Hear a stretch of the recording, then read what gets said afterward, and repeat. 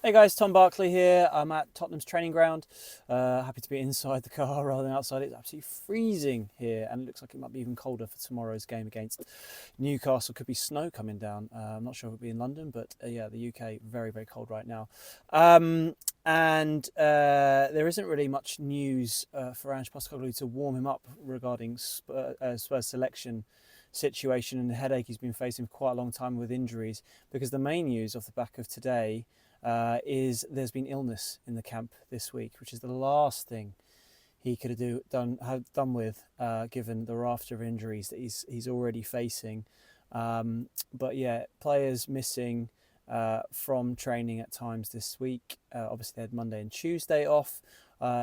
Due to the very hectic schedule, Ange decided to give them a break to let them recharge mentally and physically after a very hectic December with so many different games and a busy January coming up as well for a squad that is light on the ground because of players being injured. And so to come back and find that players have had to miss out because of an illness bug running through the squad, as he put it, would have been, as I say, the last thing he would have needed. So I guess when it comes to picking sort of likely 11 for tomorrow, which I'll always wrap these videos up with, the caveat to that is I'm not sure exactly which players might be missing from that front. He wasn't forthcoming on that, and to be honest, the players who've suffered with illness this week may well by the time of the game be recovered. We'll wait and see. But one thing we can be sure of is some of the injuries situation that he's facing, and the fact that none of the injured players that he's had so far will be back for the game, which is obviously disappointing, but probably not unexpected. Destiny Udogie, obviously the latest to add to those players out injured after picking up that hamstring injury against Wolves last time out. I wrote a story yesterday. I'd heard that it's going to be 8 weeks before he feels he's 100% again. Ange today said he talked about 6 weeks being the recovery time. I guess whether we'll have to wait and see. Like I say, 8 weeks before he's felt 100% was the word I got on him. So whether that means he's back playing or back training by 6 weeks, we'll wait and see. But 6 weeks, either way, it's a long layoff for Destiny Udogie, and you've got to wonder now, what do they do? Do they go into the transfer market for a left back, because they're already looking at various other positions to bolster in this particular window, but suddenly left back is looking very short, which to be honest it was at the start of the season. I found it interesting back in the summer that the club had decided that left back wasn't a priority in terms of having to bolster it, because they already had a doggy. They felt like they could play Spence there. I guess they felt like they could play Archie Gray there, who presumably, if they don't bring anyone in, is going to be the man who comes into the team at left back for the Europa League squad. But it's a real headache, and it kind of felt like one that you could see coming, particularly with the doggy's injury record. He obviously missed the end of last season and the Euros with a quad problem, which required surgery, and now he's out with a hamstring injury here. So that's a big blow. But Postecoglou also was quite forthcoming on timelines of various other players coming back. And to be honest, it was a bit disappointing regarding Mickey van der Ven. When he first got injured, I guess at the end of that Chelsea game with what we thought was tightness, or that's what Ange said at the time, the sort of word had been that it would be 2 or 3 weeks that he'd be missing. But now Ange says he doesn't expect Mickey van der Ven back until the end of January, along with Ben Davies, who obviously had that setback with his own hamstring problem, and Christian Romero. So that's his 3 centre-backs not back till the end of January. That's when they're expected back. So that's another huge blow for this very stretched squad, particularly at the back. He talks about Guillermo Vicario's recovery from his fractured ankle. He said when he first got injured, he said that the diagnosis or the prognosis would be end of February, and nothing has changed to sort of shift that dial, even though Vicario is obviously pushing to return as soon as possible. So that's another lot. I think any hopes that he'd be at the start of February seem like, obviously these things are always a movable feast, so maybe things can change or can get better with his recovery. But at the moment, end of February, so that's a long time there. Whether that affects what they do in the transfer market regarding a goalkeeper as well is another talking point. I guess the only sort of upside is that next week he reckons Richarlison and Mikey Moore should be back. But then again, we heard that he said in the middle of December, I think, that he thought Richarlison might be the first week of January. So we're already talking about the second week here. This is not me having a dig at Postecoglou. It's difficult with injuries. Players coming back, when to know exactly when they're coming back. But I guess the point is that not to take everything with a pinch of salt on these things, but they are sort of estimations, I suppose, rather than like definitive statements of when players are coming back. So yeah, it doesn't ease up. It makes it harder. And Spurs are just going through a really rough period at the moment. And whatever you think about Postecoglou, wherever you're at on his time at Spurs, and whether you think whether you think his style will work long term, success wise, whatever you might think, it is an indisputable fact that this team has been absolutely decimated by injuries. And any team, any manager, whatever you do, would struggle when it comes to this amount of injuries, particularly in defence. And then remember, Rodrigo Bentancur, for, let's be honest, that unnecessary foul right at the end of the Wolves game, is also suspended for this match. So that adds to the problems they've got going into this game. Once again, having to rely on more often than not, same players in various positions that he can't give rest to that he would like to. Because the squad is so stretched so thin. So I guess the obvious question for most fans will be, what about the transfer market? I mean, the window's been open for a few days now. I guess you could have had players lined up to come in already. I don't think many fans would have been holding their breath on that, because Spurs don't regularly do business that quickly. In fact, most clubs don't, to be honest. I mean, whenever I speak to agents around the game or whoever, it's a waiting game. And I heard someone was telling me earlier about a stat about, I don't know if it was the last window or recent January windows, that 85% of the business is done in the last couple of days. I just think a lot of teams, don't really want to sort of lose certain players. There could be certain players in squads where, particularly young players, who they want to get out on loan, but they don't want to rush it in case they get any other injuries to first team players.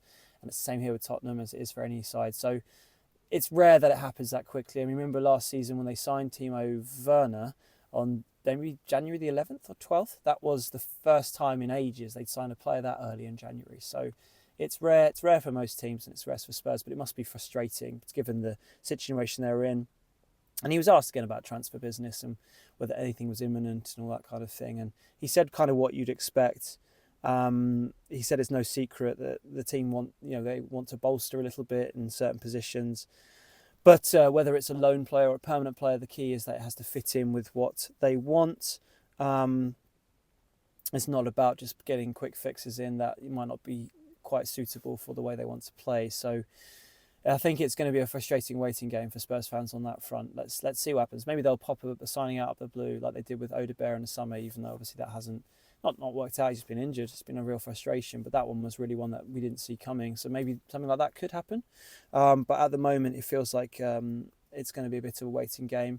On transfer business, sort of speaking to people and trying to find out what the deal is, it does feel like goalkeeper is a position they may be looking at. They've sort of played down suggestions of Sam Johnston yesterday, the club, or sources at the club. But the goalkeeper potentially is something they're looking at. The central defence is what I've heard as well. Striker Ange has been quite public about wanting a player up there, and I do know that they're definitely looking at a few targets on that front. Maybe even out wide, and maybe even left back now. I mean, that's a lot of positions. I mean, you wouldn't really expect Spurs to be signing sort of 5 players this January. Just very rare that happens. I can only think of maybe when Newcastle, actually, after they've been taken over and were in that relegation situation under Eddie Howe, when they signed Trippier and Dan Burn and Guimaraes. They had an unbelievable window, but that's because of all that new money that came in and the desperate situation they were in. It really rarely happens. So I think you'd be holding your breath for quite a long time if you expect that to happen with Tottenham this time around. But let's see. And it does feel like they are looking, but nothing particularly imminent. He did say, for frustrated fans, the club is working as hard as they can right now. There were no sort of New Year's Eve parties, was the joke he made about people, in the recruitment department. They are trying to do their best. But I suppose what really matters is action. I know every time I get a story about, a player that Spurs are watching, which in its own right are legitimate stories, but often the replies are, monitoring FC, Spurs looking at players. I mean, all clubs do. It's a bit unfair, I think, to be honest. And since I've been covering the club, they have actually signed quite a lot of players. Whether you think their hit rate has been good enough is up to you, I suppose. I mean, there are definitely ones that you can question, such as Richarlison, I suppose, would be a prime example, mainly just because of his injury record, unfortunately. But they are looking, and let's wait and see. I mean, Postecoglou badly needs reinforcements. There's no denying about that, given the injury situation he's at. What else did he talk about? Briefly on Yang, who's obviously came to the club in December, but because of his international clearance, I guess a work permit, he wasn't able to train with the team till he got that, which he could get as soon as January started. That did, and then so he's got it now. So I guess he could technically be in line for to be even on the bench against Newcastle. But the word I got is not to expect too much, too soon. Generally, when he signed, and Ange actually talked about that today. He said, asked about the plan for him. He said there wasn't really one. It's just about letting him adapt and get used to things. So I wouldn't expect too much from him too soon. I mean, it'd be interesting. Maybe be on the bench, particularly if this illness situation has an effect. We'll wait to see. He was asked about injuries and at length actually. And a lot of the stuff he sort of said was the same kind of stuff. I'd say today, there have been times in the past where he's been, particularly on questions like that, which kind of suggest, and one of them was about his style of play, whether it contributed to the injuries, amount of hamstring, that kind of questions that he can get quite prickly about. But I'd say generally he wasn't like that at all. He was quite, definitely pleasant company, seemed to be in a pretty good mood, not sort of defiant or combative, or any of those things, which he has been at times, particularly after matches in the past. He wasn't like that at all today. Kind of classic pre-match press conference, I suppose. But one of the lines I did find quite interesting, and I suppose he might have said this before, but he said they're looking at the amount of players they're getting, the amount of re-injuries, i.e. players who are getting the same injury again. They're looking at that because obviously it's something that's cropped up quite a lot. I mean, think of Udogie, he's had hamstring injuries. Other players, Ben Davies having that setback with his own hamstring problem. They are looking at it. So I guess, we'll wait to see what the upshot of that is, but it's definitely been a problem. And lots of teams suffer from injury crises, but the amount of players that are getting the same problems. But I suppose you could argue with things like hamstrings. Like once you struggle with one hamstring injury, it can plague you for a long time throughout your career. I mean, just think of Michael Owen. So maybe it's likely that you do suffer from reoccurrences with those kind of particular type of injuries. But anyway, they're looking at it and trying to find out what the problem is. But he also went down this line of saying, I know everyone's looking for someone to blame, and that's like the culture of modern day football, really. But he said that football can sometimes mirror life, and that's just kind of what they're going through. They're going through a tough period right now with injuries, and there's no getting away from it. Injuries and illness at the moment. Like, for example, Jed Spence would have started, apparently, according to Ange, against Wolves. The plan had been for him to start over Destiny Udogie. Spence gets sent off in the last couple of minutes of that match, is suspended. Udogie has to play, and then he goes and does his hamstring. So he's seeing it quite philosophically, as that's just like how life can be at times. But it must be hard for him not to tear his hair out right now. It's just a really tricky period, which means that players like Sergio Reguilon, who's been Mr. Invisible for most of the season, obviously came on for his first appearance since April 2022 for Udogie against Wolves. He said, he's likely to have more game time coming up. I mean, I still think if they can sell him, even with the situation they're in this month, given the fact that he's got no real long-term future at the club, his contract's up in the summer, they might probably do it. But Ange said, but until that happens, I think he's going to be involved and he's going to be needed. And to be honest, he played quite okay when he came on, I thought. I mean, this is a guy who's played for Real Madrid, he's played for Man United, he's played for Atletico Madrid, albeit not very much during that loan spell. You could make a case that he could have been integrated more. Whether he fits into the style of play is another question, but he has experience, and maybe with left-back situation, like if they don't sign someone else, he may well be needed. So that's one to see. He was asked by Ali Gold, my friend Ali Gold, about 2024, and if he's happy to see the back of it, because remember when he came in 2023, had that blistering start, 10 games in a row, unbeaten, top of the league. Then they lose against Chelsea in that mad 4-1 game. They lose Maddison and Van de Ven to injury. They lose players to suspension like Romero and Udogie.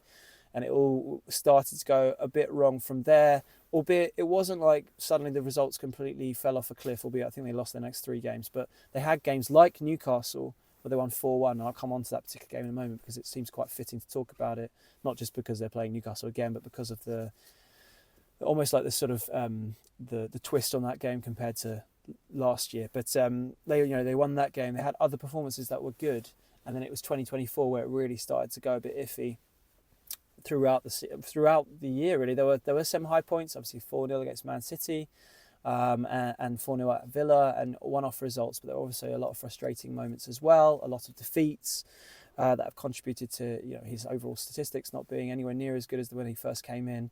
And he was asked if he's happy to see the back of it, and Ange is quite contrarian generally. If you ask him a question like that, he's likely to say no, and that was kind of what he said. He said no because he said a lot of people will dismiss this as an achievement, but they finished fifth, and for him, he thinks that given the context of the situation they're in with injuries, Harry Kane leaving, that was an achievement. And like I say, he's quite philosophical about all these things, and felt like obviously he's hoping for better, and that the plan is to do better this year.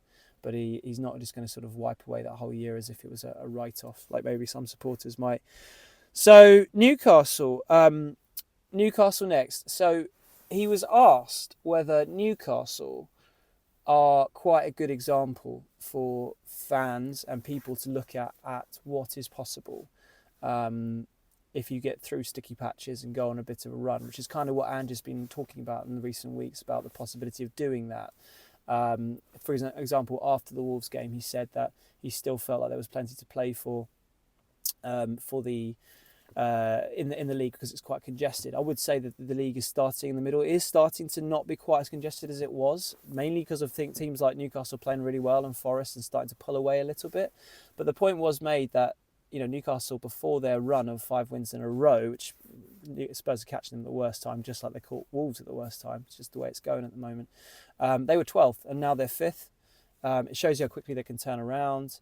And Ange said, he didn't want to go down that route because he said it's a boring narrative that people don't want to hear about. Basically, he didn't want people writing about it, I don't think, because he felt like it probably sounds like excuses. But he also made the point, look, when they played Newcastle last season, which is what I was going to get onto, when they won 4-1 back in December the 10th, I think, and Richarlison, I think, scored a couple of goals.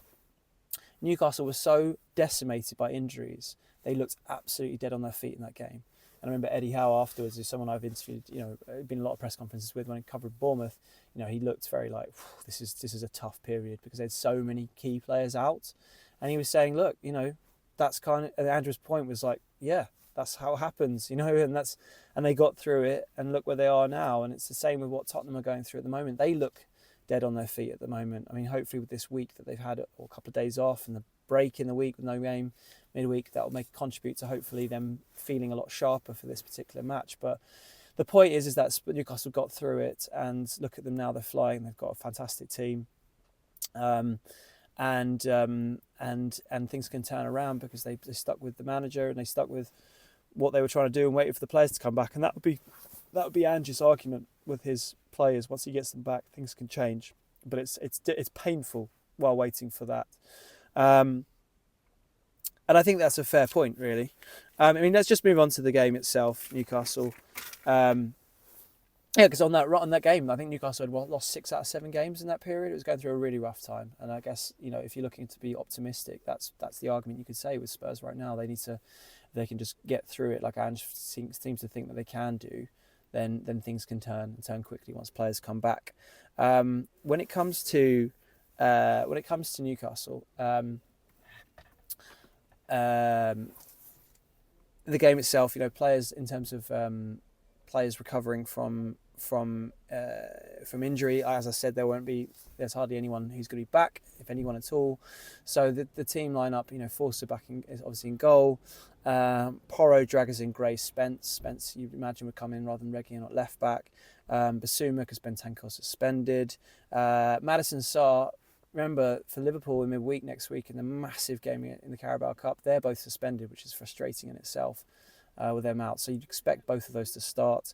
I would think that Kulusevski would start on the right. I think, and Solanke up top, I think Johnson potentially could come in for Son for this game, because Son in recent weeks, we could have a whole video on him really. He's just really struggling at the moment with his form. He's had problems with injury himself or fitness this season. So I think I wouldn't be surprised if Johnson comes in on the left and maybe Son starts on the bench for this one. But let me know what you think. Who you think is going to start this game?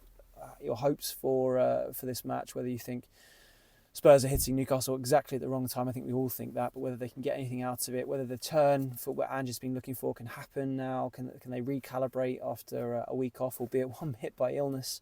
It's going to be tricky. It's going to be really difficult. They've got a really rough fixture list coming up. After even with this game, then they've got Liverpool, then they've got Tamworth, which is, to be honest, there's no win situation. Even really, like in terms of sort of the PR of it all. If they win 8-0, they were expected to win 8-0. And then obviously Arsenal away. It's a really rough period. But yeah, let's see what happens. Newcastle, fantastic team. I think their midfield is up there with anyone now. With Tonali's really finally, after he's passed his ban from last year, he's really coming into his own. John Linton and Guimaraes. Tonali coming into the sort of number 6 position is freeing up Guimaraes to get forward and create, like I think Newcastle fans always thought he would. Anthony Gordon's filling international now. He's playing really well. Jacob Murphy's playing really well on the right. I do worry about those two players running out the Spurs back line. It's going to be a problem. And obviously, Alexander Isak up top is probably the best striker in the Premier League at the moment. Maybe even better than Erling Haaland. If he can stay fit, it's got to be up there. It's a conversation to be had. He's really in form. He's scoring loads of goals. A real player for Spurs to worry about, to be honest. And to just finish this video off, just a sort of a final thought, I suppose. When in the summer when Newcastle signed Alexander Isak for 60 million, Tottenham also bought Richarlison for 60 million. Now, Spurs were looking for a Premier League proven player to add to a strike force with Harry Kane. Isak, I don't know if they were interested, but maybe didn't want to come in as a backup to Kane. They had that situation, but and no one could have foreseen, I don't think, I know Richarlison had injuries at Everton, but no one could have foreseen the injury luck that he's had so far. But, this isn't a dig at the sort of recruitment strategy, I suppose. Maybe it might come across that way. It just shows you how, but the difference in I guess the point is the difference in getting those signings right. Newcastle smashed it out of the park with Isak. They smashed it out of the park with Guimaraes, Anthony Gordon, who Spurs were also looking at. Maybe Sven Botman is a player who might even be back for this game that Newcastle players really rate. He's obviously struggled with injuries, but they've got it right with a lot of transfer business they've done. Lewis Hall, left back, now flying. And Spurs really need to maybe look at what a team like Newcastle are doing or how savvy they've been. Because you can talk about all the wealth they've got in the world. They're still spending relatively about the same amount, I think, as Spurs have in recent years, at least on transfer fees alone, because they're sort of held back by PSR. And if Spurs can sort of replicate that and get a few more right, and that there are signings that were made this summer who might, in a few years' time, we might look back and go, yeah, that was rough at the start, but look at Archie Gray now, look at Lucas Bergwijn now, which is what the point that Ange often makes. But if Spurs can get a bit more of what Newcastle have done right, then they really could. They've got a great basis of a squad as long as it stays relatively fit. Then things can change. But right now, illness, injury, it's a really rough period. And, personally, I'd be looking at this game and I think if Spurs can get through it without losing, that would be a pretty good result, to be honest, in the situation they're in. But anyway, let me know what you think and I'll speak to you after the game.